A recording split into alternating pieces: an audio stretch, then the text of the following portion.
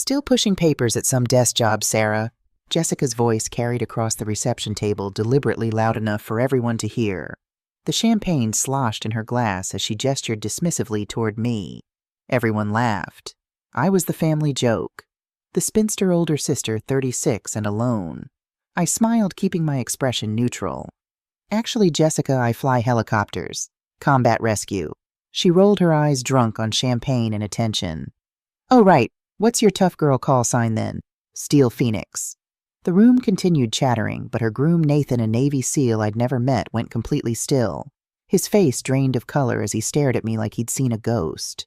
Then he stood up, walked across the reception hall, and did something that made the entire room freeze. He saluted me, his posture perfect, his eyes locked on mine with respect. Ma'am, he said, his voice carrying in the sudden silence. It's an honor. I returned his salute automatically. When our hands dropped, he remained standing before me. Helmand Province, 2017. I nodded once. You were there. My brother Michael was. Second squad pinned down in the riverbed. You flew in when every other pilot refused. 6 men came home that day because of you.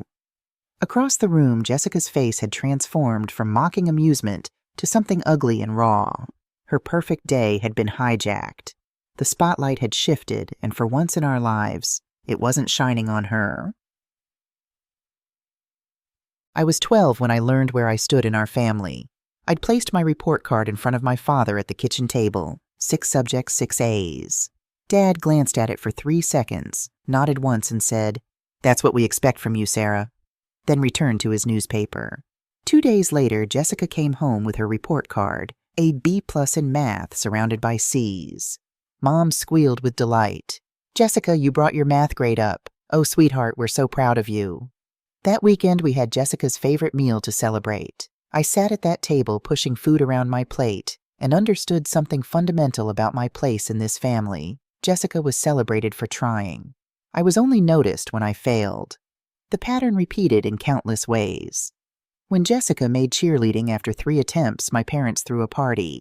When I won the regional science fair, Dad asked if the prize money would help pay for Jessica's cheer uniform. I became the responsible one, the one who could be counted on to manage herself while everyone else managed Jessica. I became Jessica's caretaker without anyone asking if I wanted the job. Our parents fought constantly, and I was the one who comforted Jessica, who made breakfast when Mom couldn't get out of bed, who restored order to the chaos. By 18, I was exhausted from being invisible, from holding everyone together while no one held me. I decided to join the Army to go to flight school, to build a life where my value wasn't measured by how well I served everyone else's needs.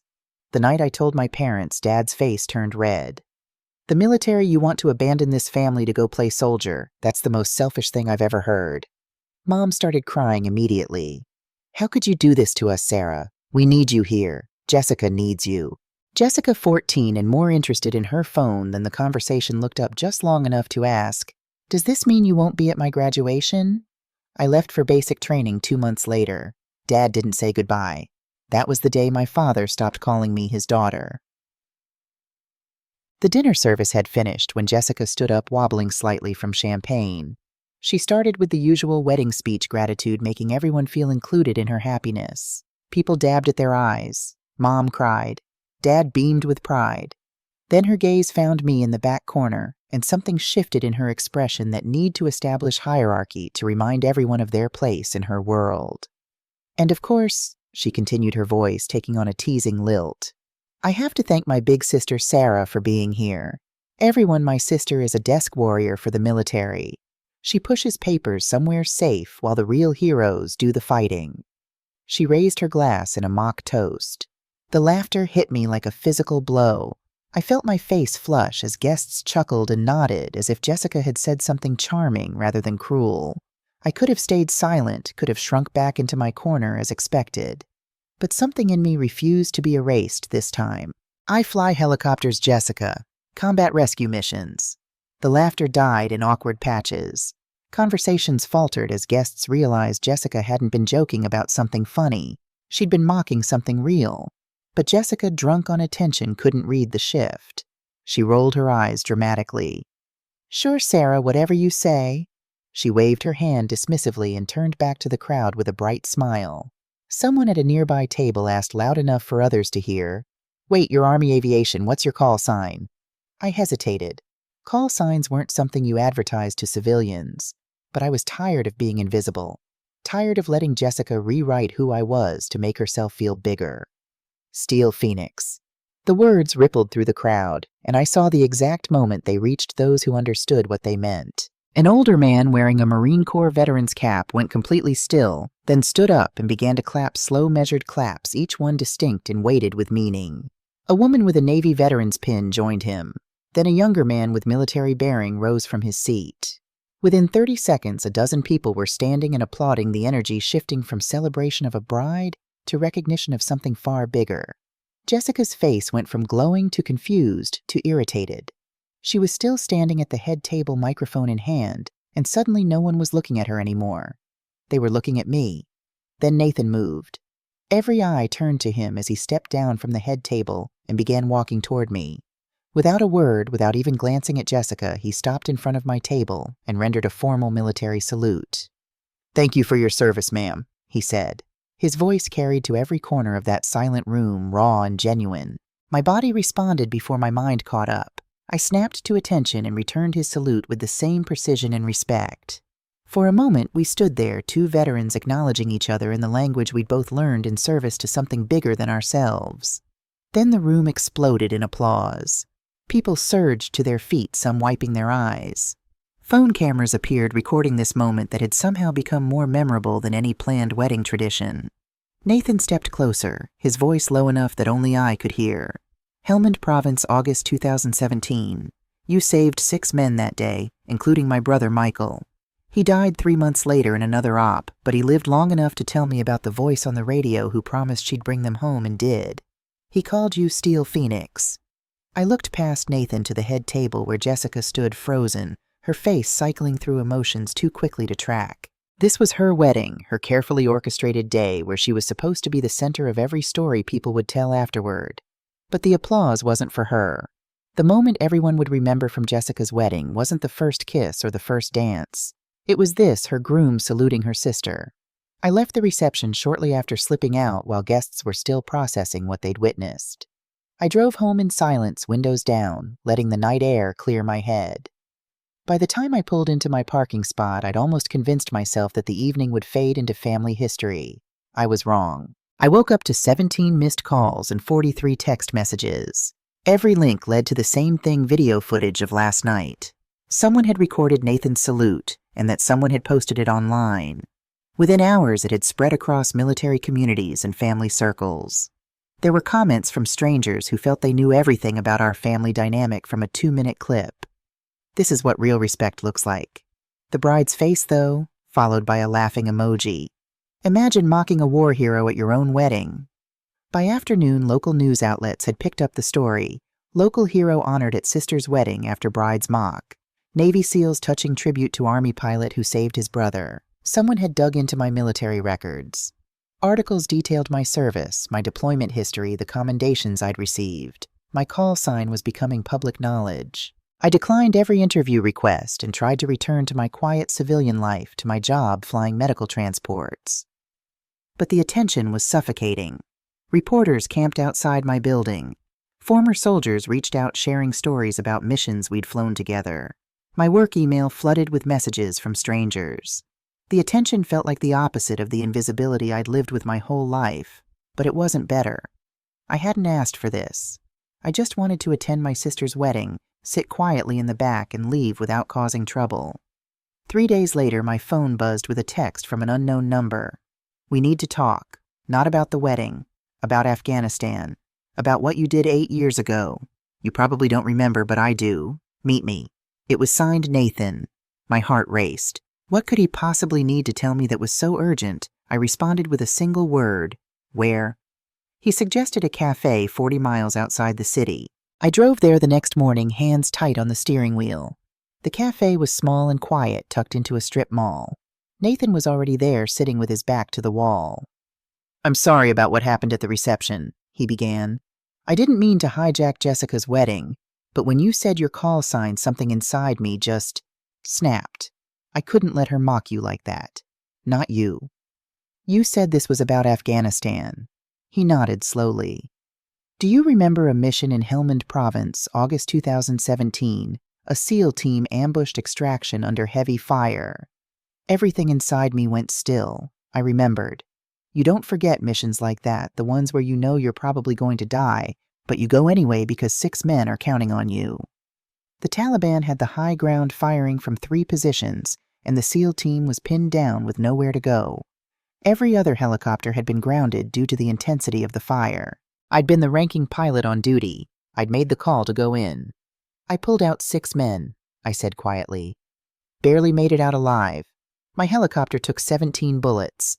One of them passed 6 inches from my head. Nathan leaned forward. My younger brother Michael was one of those 6 men. He survived because of you, because you flew in when no one else would. He made it home, got to see our parents again, got to have 3 more months of life. He paused. He was killed 3 months later, an IED. He died instantly. Nathan pulled out a small notebook and opened it to a page marked with a faded ribbon. This is what he wrote about that day. I looked down at the neat handwriting. August 15th, 2017. Thought I was going to die today. We were pinned down, taking fire from everywhere. Then this voice came over the comms. Female call sign, Steel Phoenix. She said she was coming to get us. Her voice was so calm, like she was ordering coffee instead of flying into a kill zone. She told us to be ready, that she had us, that we were going home. And she did it. She brought us home. If I ever meet her, I need to thank her.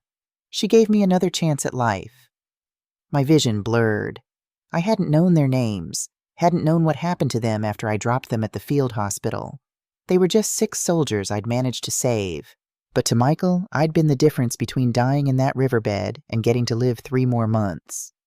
For 8 years, I've been trying to find Steel Phoenix, Nathan said. I wanted to fulfill Michael's wish to thank you, but that call sign was buried in classified reports. And then at my wedding, you said it. The woman who saved my brother was sitting in the back of the room, my wife's sister.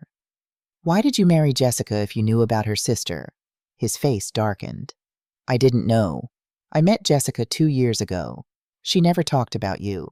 The only time your name came up, she complained that her sister was cold, that she never came home for holidays. I had no idea who you really were until that night, until you said those 2 words. We sat in silence, absorbing the impossible tangle we'd found ourselves in. Then Nathan's phone buzzed. It's Jessica. She's been calling all morning. He hesitated, then showed me the screen. 12 missed calls, 20 text messages, each more frantic than the last. What he didn't know, what I wouldn't learn until later, was that Jessica had driven to this cafe after tracking his location. She'd been sitting in her car in the parking lot for 20 minutes, watching through the window as her husband showed me her brother-in-law's journal. She'd seen his tears. She'd seen the way he looked at me with gratitude and respect she'd never earned from him. Jessica was still watching, still seething, still plotting how to destroy the sister who'd stolen her spotlight once again. 2 weeks after our meeting at the cafe, the tabloid article appeared. Steel Phoenix's dark secret military pilot involved in fatal training accident. The article claimed I'd been responsible for a helicopter crash during a training exercise 7 years ago, an incident that killed a crew member. It painted me as reckless, glory-seeking someone who'd endangered lives in pursuit of reputation.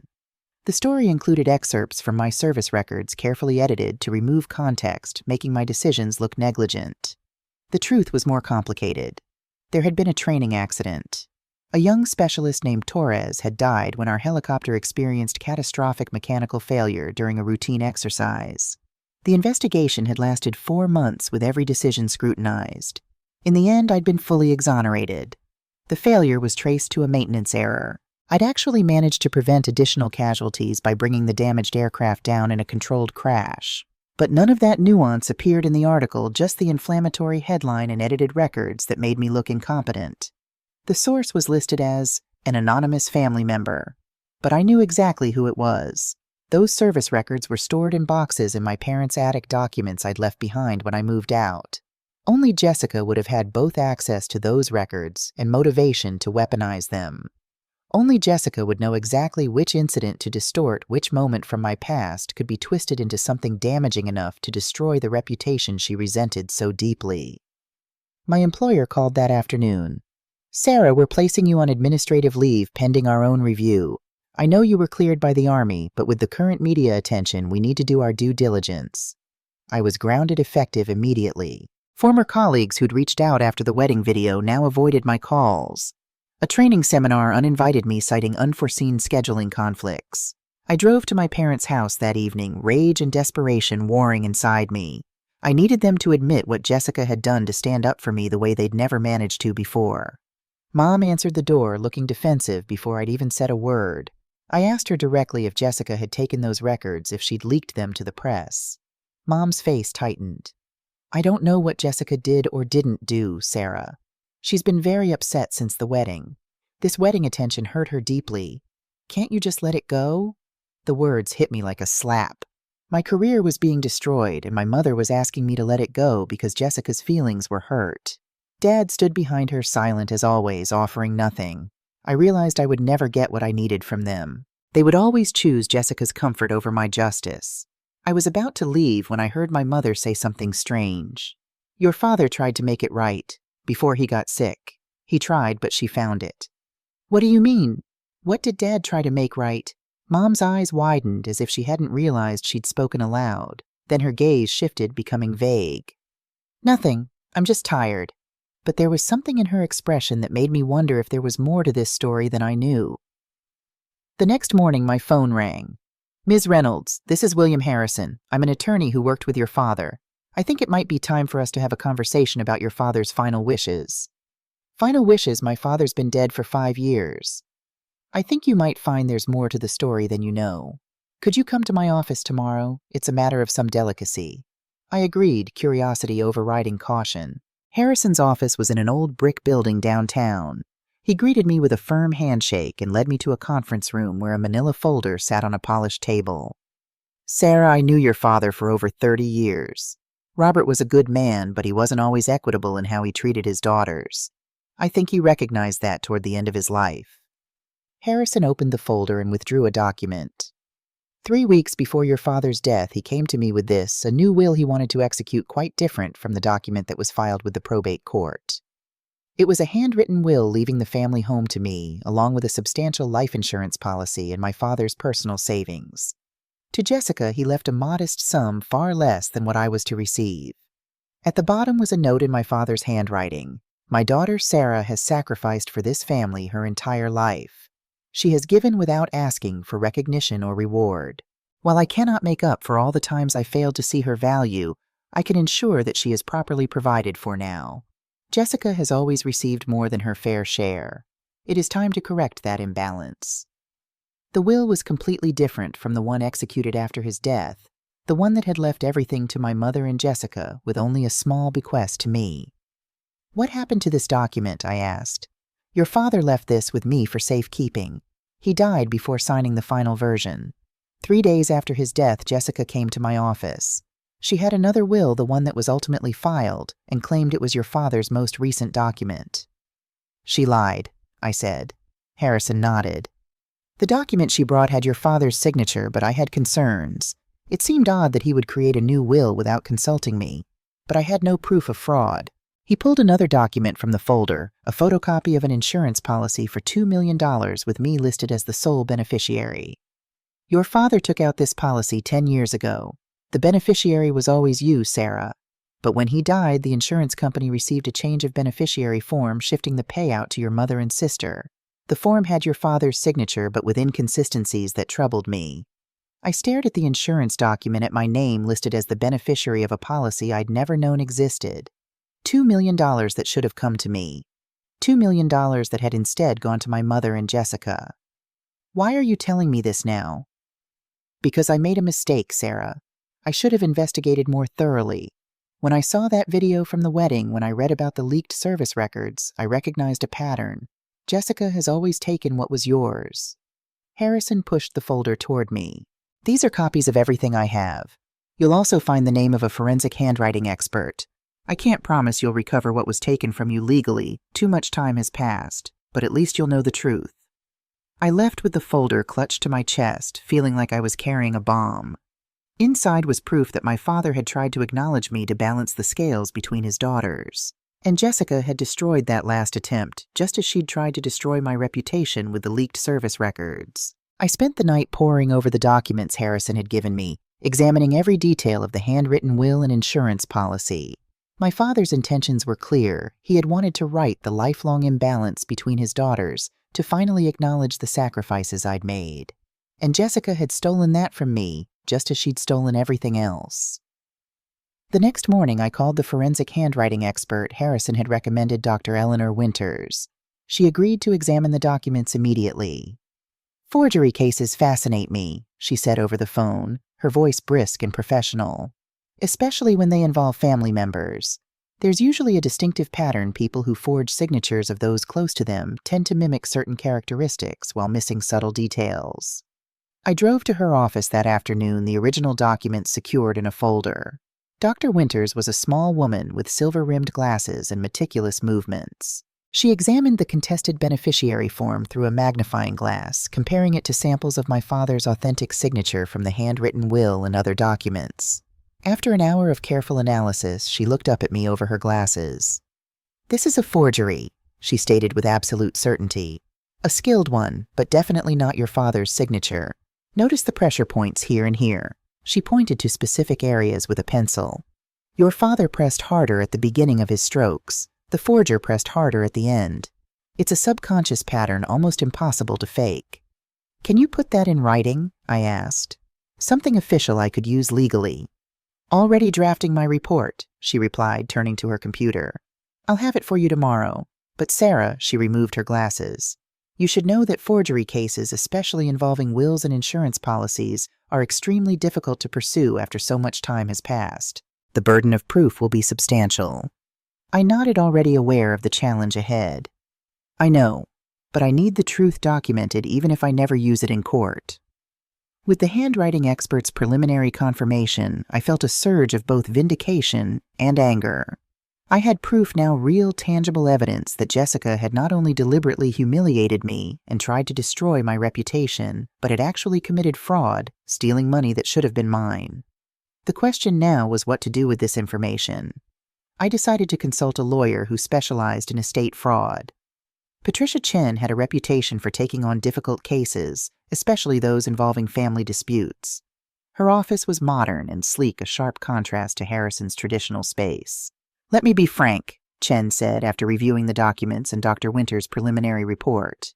"You have a strong case for fraud. The evidence suggests your sister forged your father's signature on the beneficiary change form and presented a falsified will. But the statute of limitations is a significant hurdle. It's been 5 years. Normally, you'd have only 2 years to contest a will after probate." She tapped her pen against her desk thoughtfully. "However, there are exceptions for fraud that wasn't discoverable through reasonable diligence. You were deployed when your father died, and you had no reason to suspect anything until now. That might give us an opening." "What about the leaked service records?" I asked. "That's a more recent offense." Chen nodded. "That's actually easier to address. If we can prove Jessica took those records without permission and deliberately misrepresented their contents to damage your reputation, that's a clear case of defamation with actual malice. The timing works in our favor there." I took a deep breath. "So what do you recommend?" "We have 2 options," Chen said, leaning forward. "We can pursue this aggressively, file a civil lawsuit against Jessica for both the forged documents and the defamation, potentially even push for criminal charges on the forgery. That would be a public, messy battle." She paused, studying my face. "Or we can approach this strategically. Use what we know to negotiate a settlement that accomplishes your goals without the public spectacle. What matters most to you here, Sarah, punishment, justice, or recovery?" The question caught me off guard. What did I want part of me? The part still raw from decades of being overlooked, from Jessica's public mockery, from having my career threatened, wanted punishment. I wanted Jessica to face consequences, real ones, for once in her life. But another part of me, the part that had learned discipline and perspective through military service, recognized that a protracted legal battle would damage everyone involved, including me. "I want the truth acknowledged," I said finally. "I want what my father intended me to have, and I want Jessica to understand what she did." Chen nodded. "Then I suggest we start with a demand letter. We lay out what we know, what we can prove, and what we're prepared to do if she doesn't cooperate.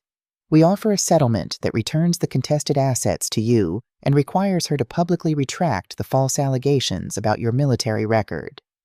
She won't agree to that, I said, thinking of Jessica's lifelong pattern of avoiding consequences. She'll deny everything. Perhaps, Chen replied, a slight smile playing at her lips.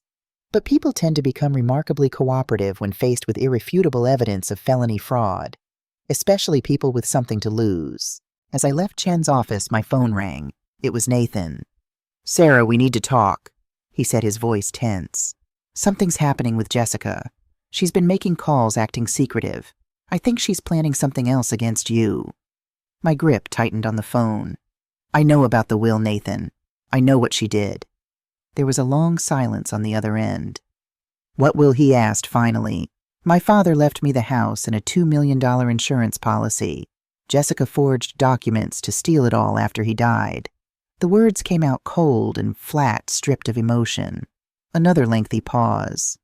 I didn't know, Nathan said slowly. But it explains why she's been so frantic these past few days. My parents called this morning. They're flying in tomorrow. Jessica told them you're threatening to sue her. I haven't threatened anything yet, I replied. But I will. I have proof now. She's trying to get ahead of it, Nathan said. She told my parents you've been unstable since the military, that you're inventing conspiracy theories because you're jealous of her marriage. They want to help her fight whatever's coming. I laughed, a short, harsh sound. Of course they do. Everyone always wants to protect Jessica. Not everyone, Nathan said quietly. I need to see this evidence, Sarah. I need to know exactly what happened. We agreed to meet at my apartment that evening. I spent the intervening hours making copies of all the documents, organizing them chronologically, preparing to show Nathan the truth about the woman he had married. When he arrived, I laid everything out on my kitchen table: the handwritten will, the insurance policy, the forensic handwriting report, even the service records Jessica had leaked to the press with the authentic investigation conclusions that had cleared me of any wrongdoing. Nathan went through each document methodically, his military training evident in his careful, deliberate examination. He asked clarifying questions, took notes, and occasionally looked up at me with an expression I couldn't quite read. When he finished, he sat back in his chair, rubbing his hand across his face. She did this, he said. It wasn't a question. She stole your inheritance, forged your father's signature, and then tried to destroy your reputation when she felt threatened. Yes, I said simply. Nathan stood up and walked to the window, staring out at the city lights. His shoulders were tense, his posture rigid. I married someone I don't know, he said finally. Or maybe I just didn't want to see who she really was. He turned back to me. My parents are wealthy. They've always protected Jessica, just like yours did. They'll hire expensive attorneys, try to bury this in legal motions and procedural delays. I know, I replied. But I have the truth on my side. The truth isn't always enough in court, Nathan said grimly. But I might be able to help. I have access to Jessica's computer, her phone. There might be evidence, their emails about the service records, searches about forgery conversations with your mother. I hesitated. I don't want to put you in that position, Nathan. This is between Jessica and me. No, he said firmly. It's about right and wrong. It's about honoring my brother's memory by doing the right thing, even when it's hard. He met my gaze directly. Michael would have wanted me to help you. You gave him 3 more months of life. I can give you the truth. After Nathan left, I sat alone in my apartment, surrounded by the evidence of Jessica's betrayal, wondering how things had spiraled so far. What had started with a moment of recognition at a wedding had uncovered years of deception and fraud. My phone buzzed with a text from Jessica. We need to talk, just the 2 of us. No lawyers, no Nathan. I stared at the message, suspicion immediately flaring. What game was she playing now? Another text followed. Please, Sarah, I know you're angry, but there's more to this story than you know. Meet me at Dad's grave tomorrow at 10. Just hear me out. Dad's grave. It was a calculated choice on Jessica's part, a location loaded with emotional significance, a place where I might be more vulnerable, more willing to listen.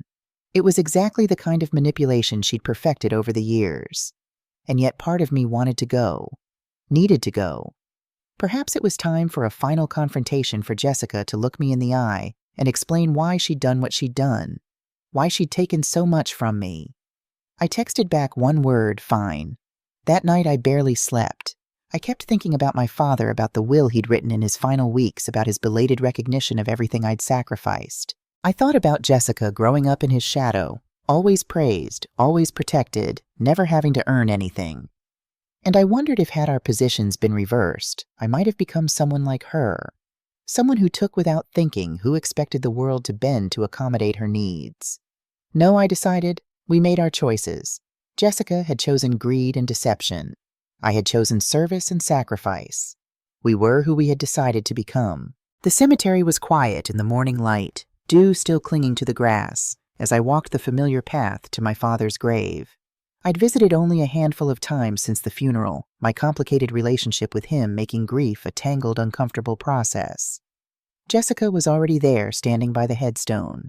She wore dark sunglasses despite the overcast day, her normally perfect appearance slightly disheveled. She didn't look up as I approached. "Thank you for coming," she said quietly when I stopped beside her. I didn't respond. I'd said everything I needed to say to Jessica at her wedding. Now it was her turn to talk. She removed her sunglasses, revealing reddened eyes. "I know what you found out. About Dad's will, the insurance policy." And I kept my voice neutral, waiting. Jessica looked down at our father's grave. "I didn't forge Dad's signature." I laughed, a short, disbelieving sound. "The handwriting expert says otherwise." "I didn't say there wasn't forgery," Jessica replied, her voice tight. "I said I didn't do it. Mom did." The statement hit me like a physical blow. "Mom," Jessica nodded. "She found Dad's draft will in his study. She showed it to me hysterical, saying he was going to give everything away to you, that after all she'd sacrificed being married to him, she'd be left with nothing." She paused. I told her to tear it up, to forget about it, but she had a different idea. "She forged the beneficiary form," I said slowly, the pieces clicking into place. "Yes, and she had a friend type up a new will. She practiced Dad's signature for days." Jessica swallowed. "I knew it was happening. I didn't stop it. But I didn't do it myself." I studied my sister's face, looking for signs of deception. "Why are you telling me this now?" "Because Mom's not well, Sarah. You must have noticed when you confronted her. The doctors say it's early-stage dementia. She gets confused, emotional. Sometimes she says things—" Jessica trailed off. "Things like what?" "She talks about Dad a lot, about his betrayal with the will, about how she fixed it." Jessica looked up at me, her expression pained. "She started telling people, Sarah. Her bridge club, her doctor, anyone who will listen. It's only a matter of time before she tells the wrong person." I absorbed this information slowly. It explained my mother's strange behavior, her cryptic comments about Dad trying to make it right. "That doesn't excuse what you did," I said finally. "You knew about the forgery and said nothing. You spent money that should have been mine, and you leaked my service records to the press." Jessica's face flushed. "I panicked after the wedding. Everyone was talking about you, praising you. Nathan couldn't stop looking at you with that admiration. I felt like I was disappearing, like everything I'd built was collapsing." Her voice cracked. "I know it was wrong. I know I can't fix it. But I'm trying to protect Mom now. She's not mentally capable of handling legal proceedings, Sarah. So what do you want from me?" "Time," Jessica said. "A few months to get Mom into a care facility where she'll be properly looked after. And then we can work out a settlement. I'll pay back whatever you want. I'll publicly apologize for the service records. I'll do whatever it takes." I studied my sister, trying to see past the performance to the truth. Jessica had always been skilled at appearing sincere, at saying what people wanted to hear. But there was something different in her demeanor now, a resignation, an acceptance of defeat that I'd never seen before. "I need to verify Mom's condition," I said finally. "And I'll need more than promises, Jessica. I want a formal agreement drawn up by my attorney." "Anything," she agreed quickly. "Nathan's parents are arriving today. They want to meet with you." "Why would I meet with them?" "Because they control the money," Jessica said bluntly. "My trust fund, the house down payment, it all came from them, not from Dad's insurance. If you want financial restitution, they need to be involved." I hesitated, suspicion flaring again. "This feels like a trap." "It's not," Jessica insisted. "They're traditional conservative people who value family reputation above everything. When Nathan told them about the forgery, about what I did with your service records, they were—" She winced. Let's just say they're not happy with me. They want to handle the situation before it becomes public. It's already public, I pointed out. My reputation was already damaged by your leak. But not the forgery, Jessica countered. Not yet. They want to contain this, make it go away quietly. I considered my options. Meeting with Nathan's parents could be risky. They might try to pressure me to bully me into accepting less than I deserved. But it could also be an opportunity to resolve this without a protracted legal battle, to get what my father had intended me to have without dragging his name and memory through a public scandal. I'll meet with them, I decided, but my lawyer comes too. Jessica nodded, relief visible on her face. Thank you. As she turned to leave, I called after her. Jessica, why did you do it? Not just the service records, but everything. Why has it always been a competition with you? She stopped her back, still to me. For a moment I thought she wasn't going to answer. Then without turning around, she said, Because you were the strong one, the smart one, the one Dad respected. Her voice was barely audible. I was just decorative. Useful for being pretty, for being cheerful, for not causing problems. You had his respect. All I ever had was conditional love based on how well I performed being Jessica. She walked away before I could respond, leaving me standing by our father's grave, pondering her words. For the first time, I considered that perhaps Jessica's lifelong pattern of taking from me wasn't just about greed or entitlement. Perhaps it had been about trying to claim the one thing she thought I had, that she didn't our father's genuine respect. It didn't excuse what she'd done. Nothing could. But it helped me understand the why of it all, the driving force behind decades of jealousy and sabotage. I called Patricia Chen as I walked back to my car, briefing her on Jessica's revelations and the upcoming meeting with Nathan's parents. She agreed to accompany me, though she warned me to be cautious. Wealthy families like to make problems disappear, she said. They'll try to buy your silence with less than you deserve. Remember, we have leverage here, not just civil claims, but potential criminal charges for the forgery. Don't let them intimidate you. The meeting was set for that afternoon at an upscale hotel downtown. I arrived with Chen 15 minutes early, giving us time to prepare our strategy. We agreed on our minimum acceptable terms, full restitution of the insurance money, plus interest legal fees covered, and a public retraction of the false allegations about my military record. Nathan's parents, Robert and Eleanor Wilson, arrived precisely on time. They were exactly as I'd imagined them, him tall and distinguished with military short silver hair, her elegant and composed in expensive understated clothing. They carried themselves with the confidence of people accustomed to controlling every situation they entered. Nathan accompanied them, his expression carefully neutral as he made the introductions. Jessica was notably absent. Ms. Reynolds, Robert Wilson began once we were seated in a private conference room. I want to start by expressing my sincere regret for this situation. My son has shared with us the details of your military service, including your rescue of his brother Michael. Our family owes you a debt that can never be repaid. I nodded, acknowledging his words, but not softening my stance. I appreciate that, Mr. Wilson, but we're here to discuss a different matter. Indeed. He cleared his throat. I understand there are concerns regarding your father's will and an insurance policy, as well as some unfortunate publicity regarding your military record. Not concerns, Chen interjected smoothly. Documented evidence of forgery, fraud, and defamation. Ms. Reynolds has proof that her inheritance was stolen through criminal means and that her sister deliberately damaged her professional reputation with false allegations. Eleanor Wilson's perfectly composed expression flickered briefly. We're not here to dispute the facts, Ms. Chen. We're here to find a resolution that serves everyone's interests. My client's interest is justice, Chen replied, and compensation for what was taken from her. Robert Wilson nodded. Of course. We're prepared to make financial restitution for the full amount of the insurance policy with appropriate interest. We can also ensure that Jessica issues a public retraction and apology for the mischaracterization of Ms. Reynolds' military record. I looked at him skeptically. Just like that, no conditions, no demands for silence. One condition, Eleanor said, her voice soft but firm. This remains a private family matter. No criminal charges, no public lawsuit. Jessica is still our daughter-in-law, and Nathan... She glanced at her son, who remained impassive. Nathan deserves to handle his marriage without the spectacle of legal proceedings against his wife. Chen looked at me, letting me make the call. I considered the offer. It was essentially everything we'd planned to demand: the money, the retraction, the acknowledgement of wrongdoing. But it came with the implicit understanding that Jessica would face no real consequences, that she would once again be protected by those around her.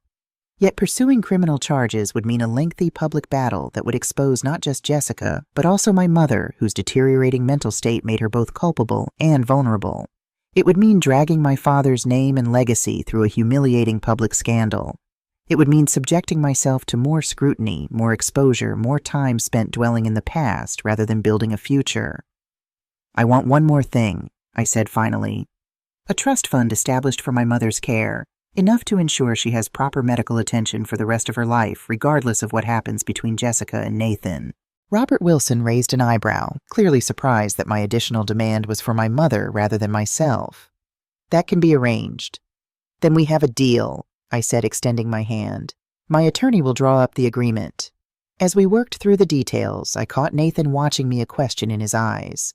Later, as we were preparing to leave, he pulled me aside. "Why did you agree?" he asked quietly. "You could have pursued charges, made Jessica face real consequences." I considered his question carefully. Because this was never about punishing Jessica. It was about getting what my father wanted me to have, about having the truth acknowledged. I paused. And because sometimes moving forward is more important than looking back. Nathan nodded slowly. "What happens now between you and Jessica?" I thought about my sister, about the complex tangle of love, resentment, and shared history between us. "I don't know," I admitted. "Some damage can't be undone, but maybe with time and truth we can build something different, something honest." As I walked out of the hotel into the bright afternoon sunlight, I felt a weight lift from my shoulders. Not the full burden, some of that would always remain, but enough to stand straighter, to breathe deeper. I had the truth now. I had acknowledgement. I had what my father had intended for me. It wasn't a perfect resolution. Jessica would still be protected, still shielded from the worst consequences of her actions. My mother's role in the deception would remain a private family matter rather than a matter for the courts. And the relationship between Jessica and me would never be what it might have been in some other kinder universe. But it was enough. Enough to close this chapter and begin writing a new one on my own terms, free from the shadows of the past. Or so I thought, until my phone rang that evening with news that would change everything once again. "Sarah, it's Nathan. Jessica's gone." His voice was tense, controlled in that way military people manage crisis emotion, firmly contained focus on the facts. "What do you mean, gone?"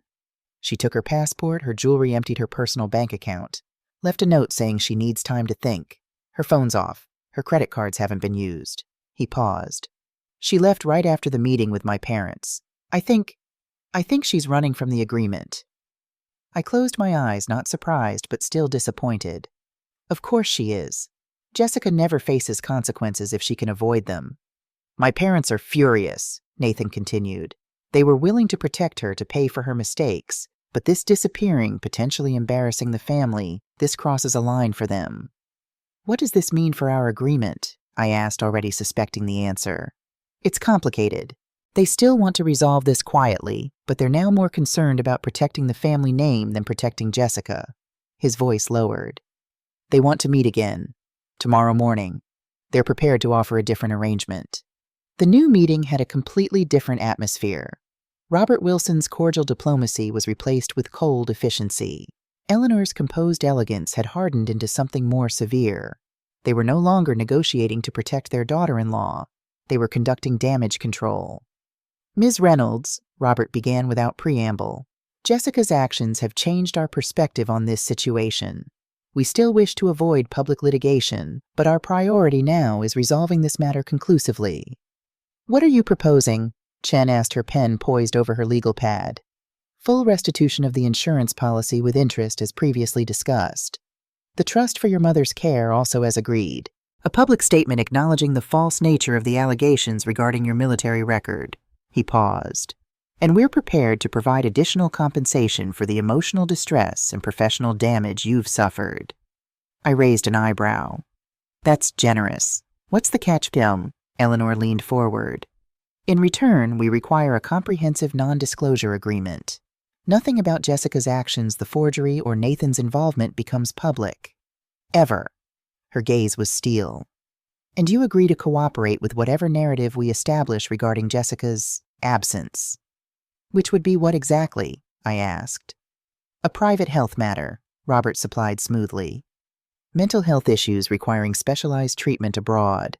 A story that preserves dignity while explaining her disappearance. I looked at Nathan, who had remained silent throughout the exchange. His face was carefully blank, but I could see the tension in his jaw, the subtle tells of someone holding himself rigidly under control. And what about your marriage? I asked him directly. He met my gaze squarely. There won't be one after this. My parents have already engaged a divorce attorney. We're filing on grounds of abandonment. I nodded slowly, processing this development. Jessica had run as she always did when cornered, but this time her escape had cost her the protection of her powerful in-laws. She'd played her final card and lost. I need to consider this offer, I said, looking at Chen, who nodded agreement. Take the day, Robert said, standing to indicate the meeting was over. But we'll need an answer by tomorrow. This situation requires timely resolution. Outside, Chen and I discussed the new terms. It's more than we originally hoped for, she admitted. The additional compensation is significant, but the NDA is restrictive, and cooperating with their narrative means effectively lying about what happened. I weighed the options. The Wilsons were offering a complete financial victory plus additional damages. My career could be salvaged, my reputation restored. My mother would be cared for.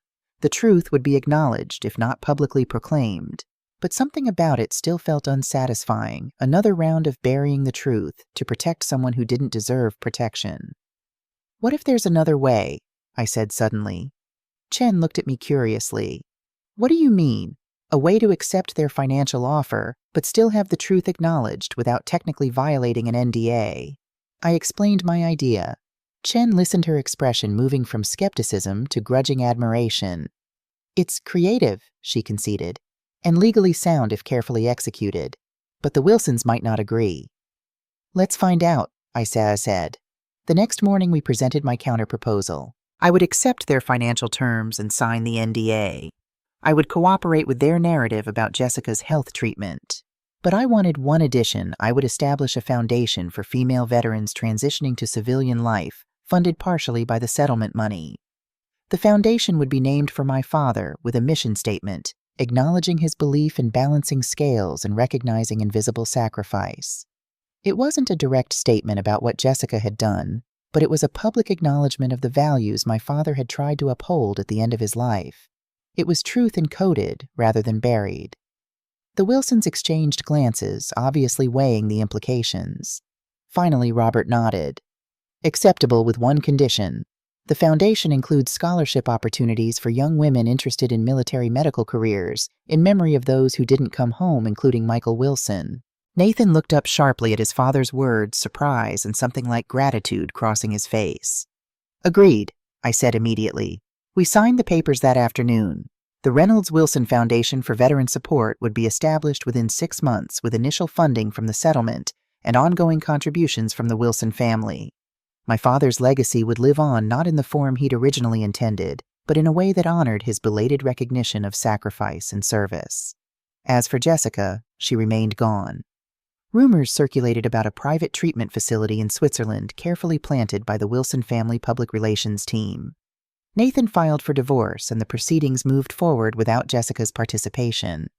My mother, now settled in a high-quality memory care facility, talked constantly about Jessica finding herself overseas, a narrative she seemed to genuinely believe. And I began rebuilding. With the retraction of the allegations about the training accident, my administrative leave was lifted. I returned to flying medical transports, finding meaning in the work that had always defined me more clearly than family ever had. One evening, 3 months after the settlement, Nathan called to invite me to dinner. Not a date, he clarified quickly. Just a conversation between two people who've been through something complicated together. I accepted, curious about where his life was heading now that Jessica was gone. We met at a quiet restaurant outside the city, far from the gossip circles that had followed the drama of Jessica's health crisis and the expedited divorce. The foundation launches next month, Nathan said after we'd ordered. My father's unexpectedly passionate about it. I think it helps him feel connected to Michael, knowing his name will be associated with helping others. I nodded. Your parents surprised me in the end. They're tough negotiators, but they understand the importance of legacy. They understand the importance of control, Nathan corrected with a wry smile. But in this case, it aligned with doing the right thing. He hesitated. I've been thinking about rejoining active duty. Not combat roles, I've had enough of that. But there are programs where veterans help other veterans transition to civilian life. Seems like the right fit after everything. It does, I agreed. You'd be good at that. We talked for hours, carefully navigating around the subject of Jessica, focusing instead on shared experiences in the military, on plans for the Foundation, on the slow process of rebuilding lives that had been disrupted by secrets and lies. As we were preparing to leave, Nathan asked the question I'd been expecting all evening. Have you heard from her? I shook my head. No, I don't expect to. I haven't either, he said. But she'll come back eventually. Jessica always lands on her feet. I considered this. Probably, but not to the same world she left. Not to the same people willing to catch her when she falls. Nathan nodded, understanding the implication. We had both changed, hardened perhaps, but also clarified in our understanding of what we would and wouldn't accept from others. As I drove home that night, I thought about Jessica, somewhere in the world, perhaps planning her eventual return, her next reinvention. I thought about my mother slowly losing her memories, including the guilty ones. I thought about my father, who had tried too late to right the wrongs of a lifetime. And I thought about myself, no longer the invisible daughter, no longer defined by what I'd sacrificed for others, but now standing firmly in my own truth, building a life and a legacy that honored not just what I'd lost, but what I'd found in the process of reclaiming it. The foundation would launch next month. My name would be on it alongside my father's, and Michael Wilson's, a testament to sacrifice, recognized, to balance, restored to truth, acknowledged, even if encoded rather than proclaimed. It wasn't perfect justice, but it was, I decided, enough to build a future on. 6 months after the settlement, the Reynolds Wilson Foundation for Veteran Support opened its doors in a renovated warehouse downtown. The industrial chic space housed offices, meeting rooms, and an open community area where female veterans could gather for support groups, skills workshops, and networking events. The logo, a stylized phoenix rising, was my subtle nod to the call sign that had connected all these disparate lives. Below it, our mission statement read, Honoring invisible sacrifice, balancing scales of support, rebuilding lives of service. Words carefully chosen to convey truth without violating the NDA I'd signed. At the ribbon-cutting ceremony, I stood between Robert and Eleanor Wilson, all of us smiling for the cameras in an appearance of perfect harmony. Nathan was there too, in his naval dress uniform, standing tall and solemn beside a framed photograph of his brother Michael. The Reynolds Wilson Foundation represents our commitment to those who serve, I told the gathered reporters. We recognize that the transition to civilian life can be challenging, especially for women veterans whose sacrifices often go unacknowledged. Eleanor Wilson nodded beside me, adding her carefully scripted line, Our family believes in honoring those who protect us and in providing second chances for those who need healing and support. The reporters didn't know that her words referred not just to veterans, but to her absent daughter-in-law, supposedly recovering in a Swiss clinic. They didn't know that the foundation existed because of fraud, forgery, and a family's desperate attempt to control the narrative. They just saw a heartwarming story about supporting veterans exactly as we'd intended. After the ceremony, as the crowd mingled during the reception, Nathan approached me with 2 glasses of champagne. To invisible sacrifices made visible, he said, offering me one. I took it with a small smile. To truth, even when encoded. We clinked glasses, standing slightly apart from the crowd watching the Wilson's charm reporters and potential donors. Have you decided about the Air National Guard position? Nathan asked. I nodded. I start next month. Weekend duties, some training deployments, but I'll still have time to run the Foundation's flight program. The program, which would train female veterans to become medical evacuation pilots, had been my passion project within the Foundation's broader mission. They're lucky to have you, Nathan said. Both the Guard and the Foundation. Something in his tone made me look at him more closely. You're leaving, aren't you? For that Pentagon position. He sighed. Orders came through yesterday. I report to Washington next week. He hesitated. I wanted to tell you in person. I felt an unexpected pang at the news. Over the past months, Nathan had become Not exactly a friend, but a comrade in arms. Someone who understood what I'd been through because he'd walked through it beside me. His departure would leave a gap I hadn't anticipated. "Washington's not that far," I said, aiming for casual. "And the Foundation has a board meeting every quarter. You'll need to fly back for those." "I will," he promised.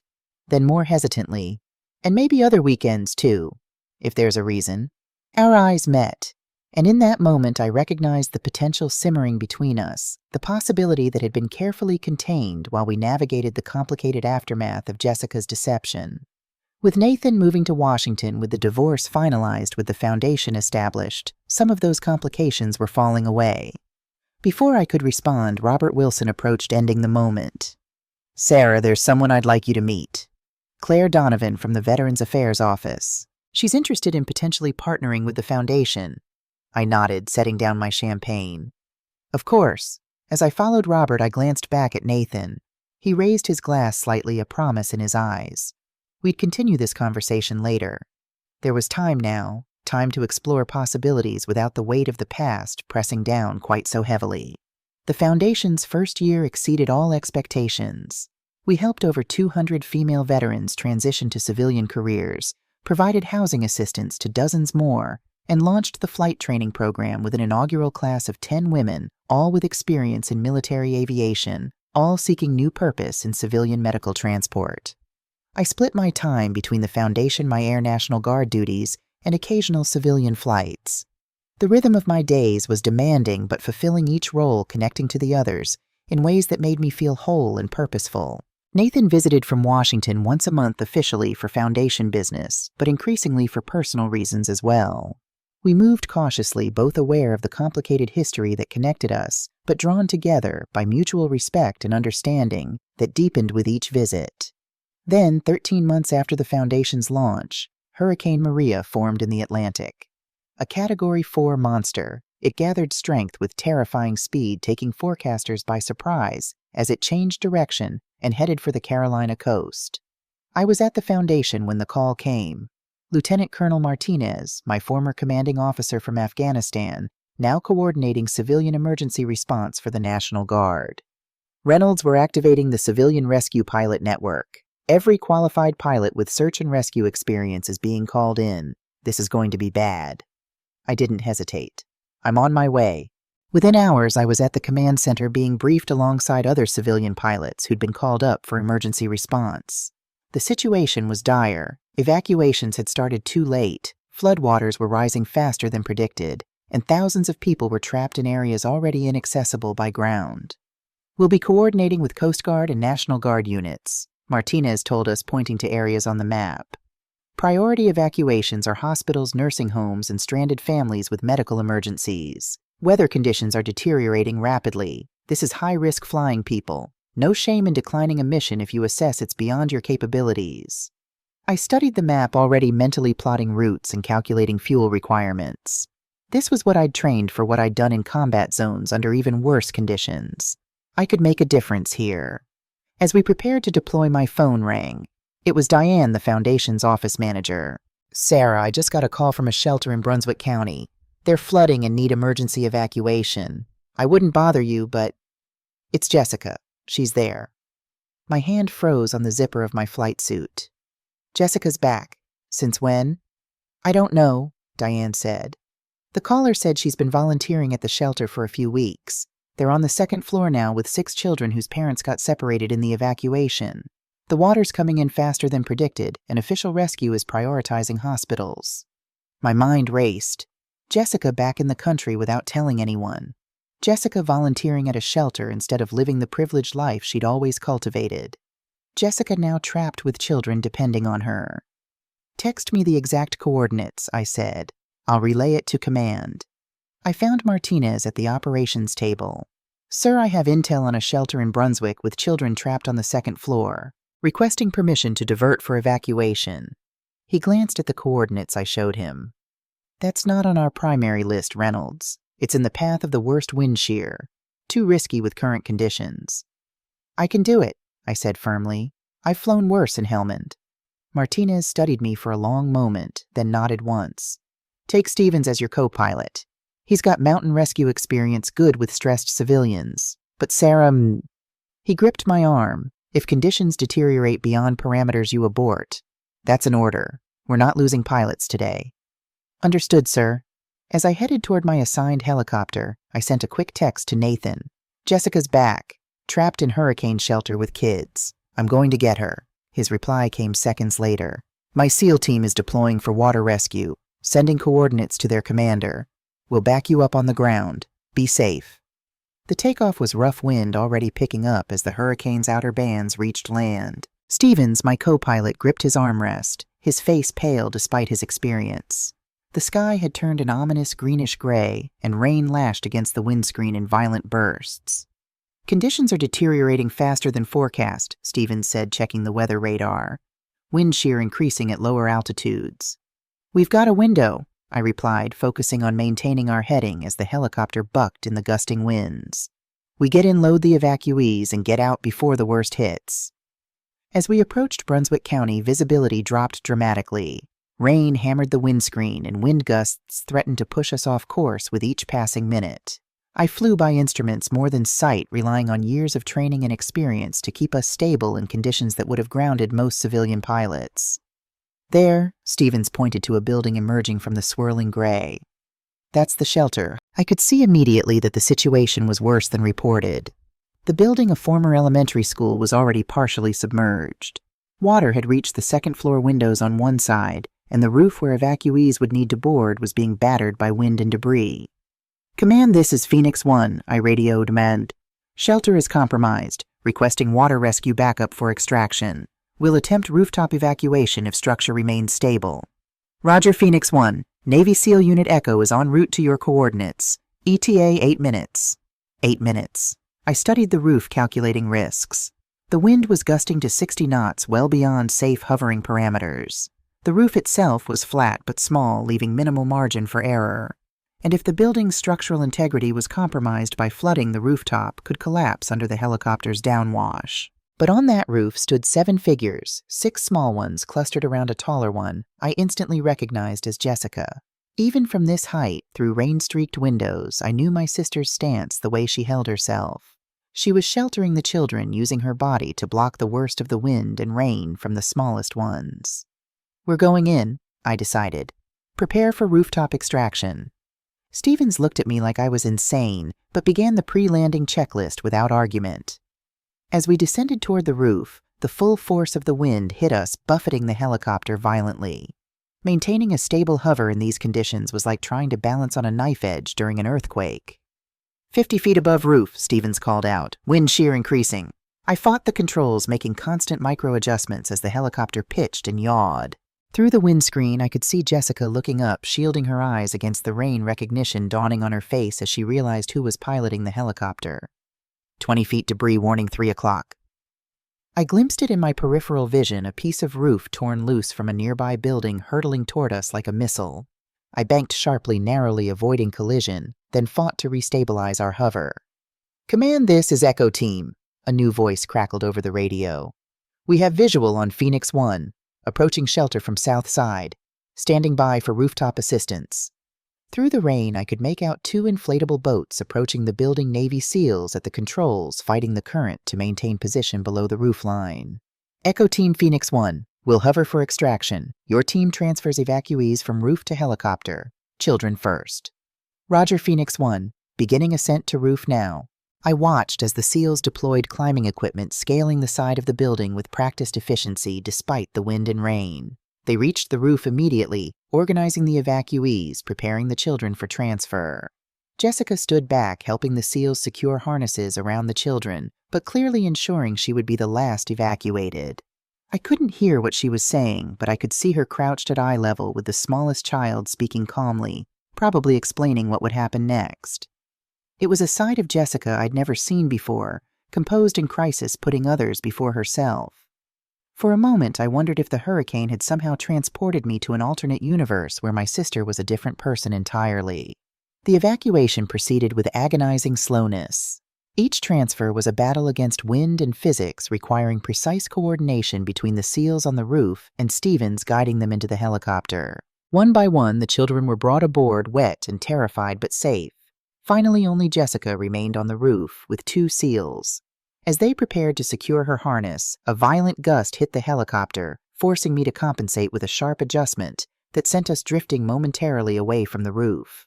At that same moment, I heard the engine make a sound no pilot ever wants to hear, a high-pitched whine followed by a mechanical grinding. Warning lights flashed red across the instrument panel. "Engine failure!" Stevens shouted. "We're losing power." I had seconds to make a decision. With 6 children already on board, we couldn't risk a rooftop landing that might collapse the structure. We needed to get clear of the building and find somewhere to put down before the engine failed completely. "Echo Team, we have mechanical failure," I radioed. "Evacuate remaining personnel by water. We're diverting for emergency landing." I saw Jessica's face as we pulled away, saw her nod once in understanding. Even in this moment of crisis across the distance, something passed between us. An acknowledgement, a recognition. Through the driving rain, I spotted our only option, a parking garage about half a mile away, its top level just above the floodwaters. It would be a hard landing, but with what little power we had left, it was our best chance. "Command, this is Phoenix 1. Emergency landing at coordinates 34.21, 7816. Parking structure. Engine failure imminent." I guided the faltering helicopter toward the garage, watching the power levels drop with each passing second. We were going to make it, but just barely. "Brace for impact," I told Stevens and the children. "This is going to be rough." The touchdown was hard, the helicopter skidding across the wet concrete of the garage roof metals, screaming against stone. The main rotor caught the side of a ventilation structure, sending fragments flying, but the passenger compartment remained intact. We were down damaged, but safe. Stevens immediately began checking the children for injuries, while I made the Mayday call, giving our exact position and condition. Then I turned my attention to what was happening back at the shelter. Through the rain-streaked windscreen, I could just make out the school building in the distance. The roof where Jessica had been standing was now completely submerged water, having risen another 6 feet in the few minutes since we'd left. If we'd delayed the evacuation, if we'd waited even 15 more minutes, everyone would have been lost. My radio crackled. "Phoenix 1, this is Echo Team. We have the remaining evacuees. Repeat, we have them. En route to Extraction Point Alpha." Relief flooded through me. Jessica was safe. The children were safe. Despite engine failure, despite hurricane conditions, despite everything, we'd done it. As I sat in the grounded helicopter waiting for rescue teams to reach our position, I found myself thinking about the strange symmetry of it all. 8 years ago, I'd flown into hell to save Nathan's brother, never knowing how that single act would ripple through all our lives. Today, I'd flown into another kind of hell to save my own sister, the same sister who had tried to destroy me. Life had a way of bringing things full circle, of creating opportunities for redemption and reconciliation in the most unexpected circumstances. As the wind howled around our damaged helicopter and 6 rescued children huddled together under emergency blankets, I wondered what this new circle would mean for Jessica and me. Perhaps like the phoenix in our foundation's logo, something new could rise from the ashes of our burned past. Not the same relationship we'd had before that was gone forever, but something different. Something based on truth rather than competition, on mutual respect rather than jealousy. It wouldn't be easy. It might not even be possible. But as rescue vehicles finally approached through the floodwaters, I found myself open to the possibility in a way I hadn't been before. Sometimes it takes flying through a hurricane to find clear skies on the other side.